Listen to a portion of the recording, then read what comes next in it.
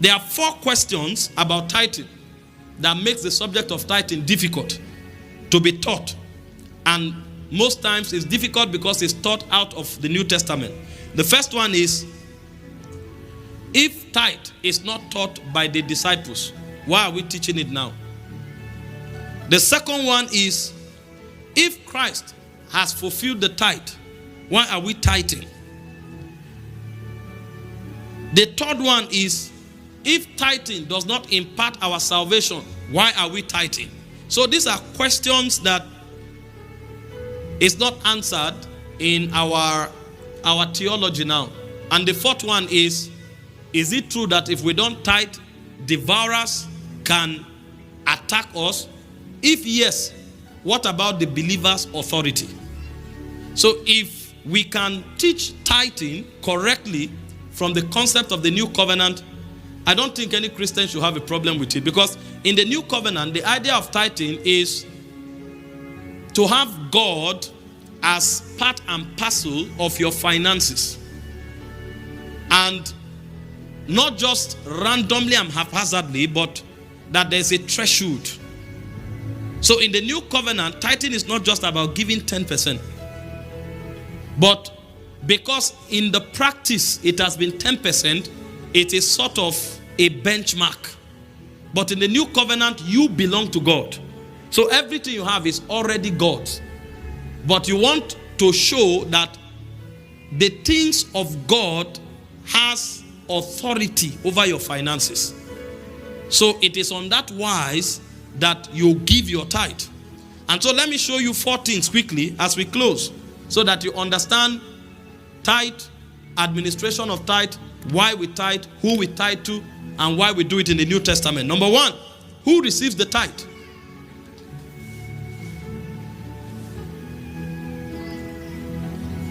When it has to do with giving your tithe, and I'm using the word give because we are not paying tithe now in the new covenant.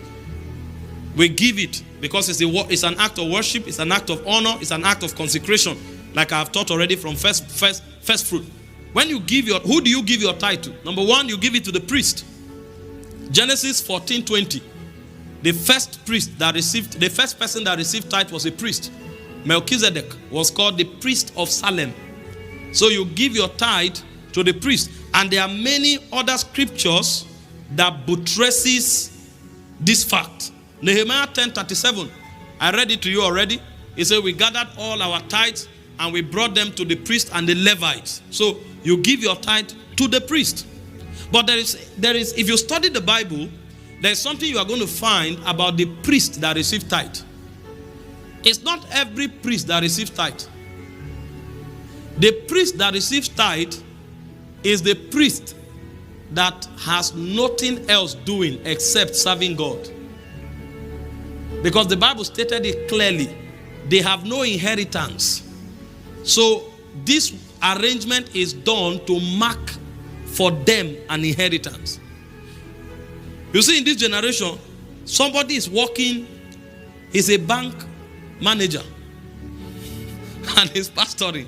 He's a real estate mogul. And he comes and collects tithe from 2,000 people and add it to his investment. That's where there's problem. If you are a priest that you don't have any other job, that's all you are doing. Because if you study the Old Testament, you are going to discover that there are some Levites that are soldiers. There are some Levites that are farmers. It is the Levite that does not have a portion, an inheritance, that receive tithe. So if you are a real estate expert, if you are a real estate mogul, if you are a businessman who is a pastor, you can't receive tithe. Let me show you some scriptures. Don't laugh. Numbers 18:24 and 26. See the Bible. Numbers. Instead, I give to the Levite as their inheritance the tithes that the Israelite present as an offering to the Lord. He said, I give it to the Levite as what? Their inheritance. That is why I said concerning them, they will have no inheritance among the Israelites. Are you seeing this? So the priest that received the tithe is the one who is sold out, serving God completely. Go to verse 26. It says, speak to the Levite and say to them, when you receive from the Israelite the tithe I give you as what? An inheritance. It said, you must present a tenth of that tithe as the Lord's offering. This is what we call tithe of tithe. So when the Levites collect the tithe, they now take 10% to the high priest, who is also completely sold out to God. So if you go to verse 28, you are going to see what is done to the tithe of tithe. Go to verse 28. It says, in this way, you also will present an offering to the Lord from the tithes you have received from the Israelite. And he said, from this tithe you must give the portion to Aaron, the priest. So this is one of the administration of tithe. There are many businessmen who are pastoring today. They collect tithe and go and invest it in their business. That's not right. It's not every priest that receives tithe. And I will show you why, because there's an administration for tithing. Let's look at the administration a bit. The first administration is that tithe is for the welfare of the priesthood. And that scripture we read already shows you they don't have an inheritance. They don't have a farm to go to. They don't have a business to run.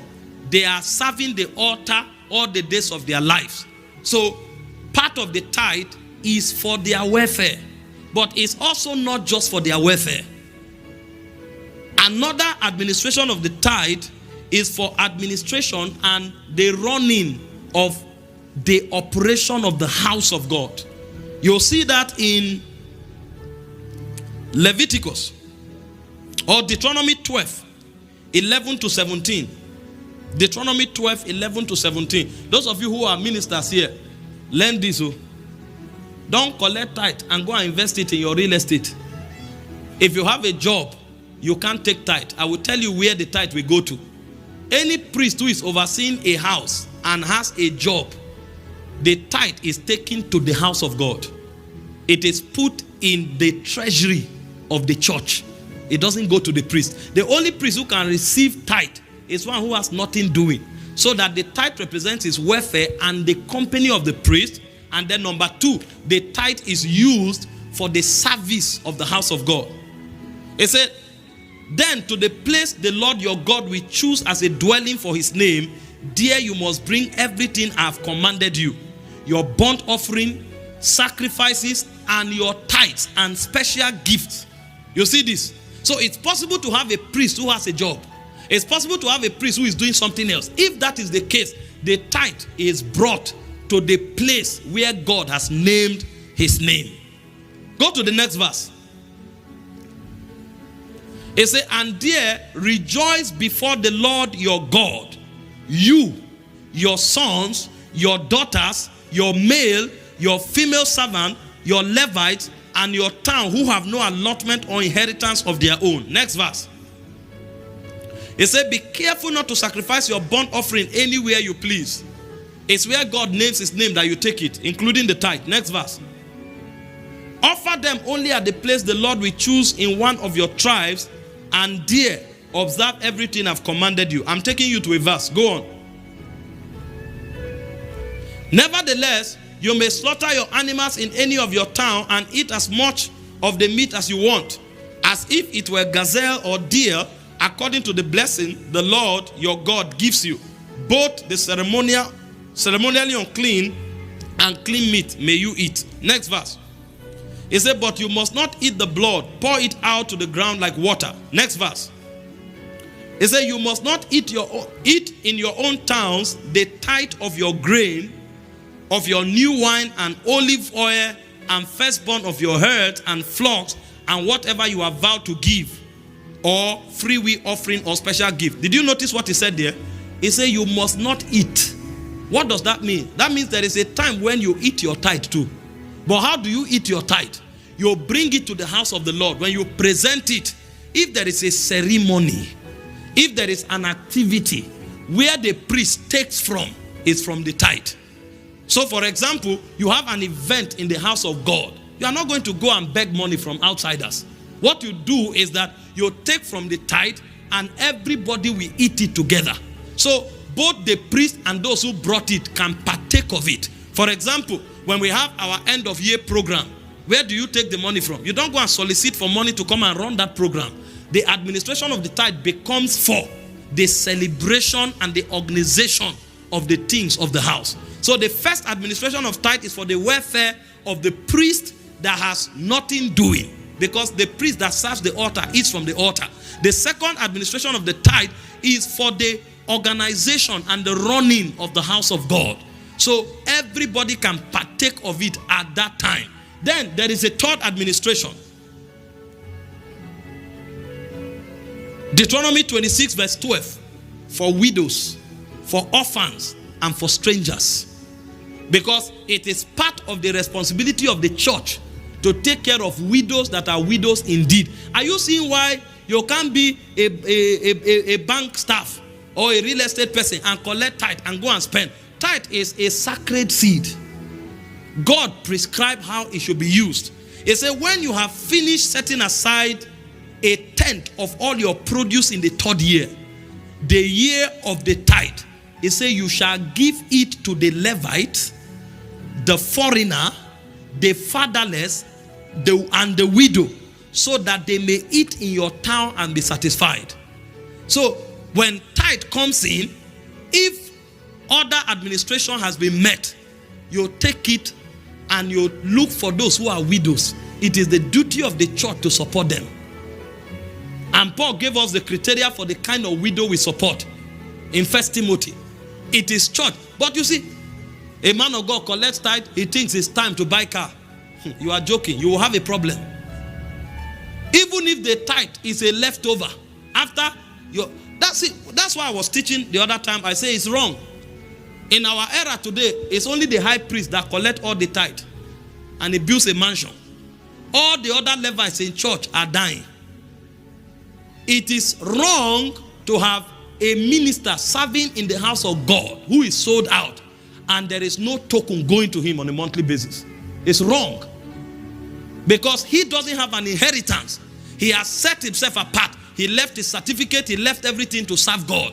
So even if it is the high priest that collects the tithe, if he takes the 10th portion of the tithe, the 90% of the tithe remaining is number one for the other pastors.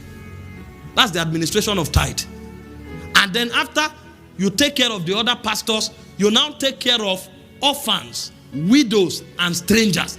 Where we are here, sometimes people come, they say they are from Lagos, they don't have where to sleep. I say, okay, give them something to sustain them for 3 days. That's one of the duty of the tithe. We have widows here who don't have food to eat. Give them. And if we don't have those to give, sometimes we go out for orphanage visitation. Because the tithe is meant for the orphans. It's meant for the widows. It's meant for the welfare of the subordinate pastors who are the Levites. But here today, only the man of God, the set man, collects all the tithe. And there's no administration to the tithe. He buys car, he builds mansion, and he invests the rest in his real estate business. Do you see why we still keep giving tithe? Because if you stand up now and say, oh, Jesus has become the tithe, we don't need to give tithe. How do we take care of the widows? How do we take care of the orphans? If we want to run a program in-house, where would the money come from? Otherwise, people will be overburdened. You want to do graduation, you say, please sow a seed. You want to do end of year program, you say sow a seed. You want to go out for orphanage, you say sow a seed. Is it every day they are giving? People will run away from the church. This church of giving every day, what is going on? So God creates an administrative buffer to run his program without becoming overbearing on the parishioners. This is how tithe is administered. And this is why tithe has not stopped. If there will be widows, if there will be orphans, if there is programs to run, tithing will continue. That's why I say bring in the tithe that there may be meat in my house, and prove me now. Malachi 3 from verse 9 to verse 10. I'm giving you a justification to why we do what we do even now.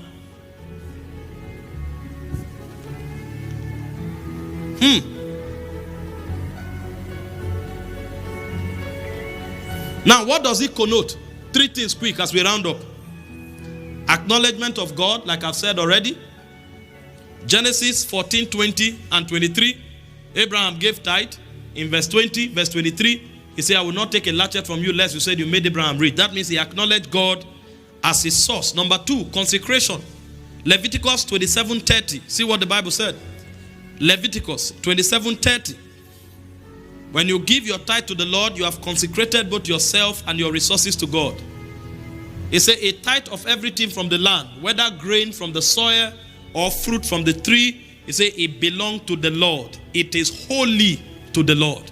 So tithing is a way of expressing your consecration. And then number 3 is royalty to your Lord and your King. That's why God demands it. If I'm your Lord, tithe to me. Give me a percentage to show that I'm your Lord, I'm your King. Malachi 3, verse 8 and 10. Malachi 3, verse 8 and 10. Will a mortal man rob God? Yet you rob me. But you ask, how are we robbing you? He said in tithes and offerings. So it's a royalty, so he demands it. And if you don't give it, he considers it as a breach. So that's why he calls it rob. And it's not just tithe, even offering. Verse 9. Here's what the Bible said. It said, you are under a curse, your whole nation, because you are robbing me. Verse 10. Now, and I'm going to explain something here. This is the old covenant. So if they didn't give it, they are cursed. But in the new covenant, all the curses have been put on Jesus on the cross. Cursed is every man that hangeth on the tree, that the blessings of Abraham may come upon even the Gentiles. Do you get that? That's where the new covenant exonerates you. Verse 10. It says, prove me now if I will not open the windows of heaven and bless you. So, it's acknowledgement of God as source, is a token of consecration, and it's a form of royalty presented to God as your King. So, if you see God as your Lord, it's a royalty you present to him. If you see God as your provider, it's a token of appreciation you give, an acknowledgement. And if your finances and life is consecrated to God, it's one of the ways of demonstrating it.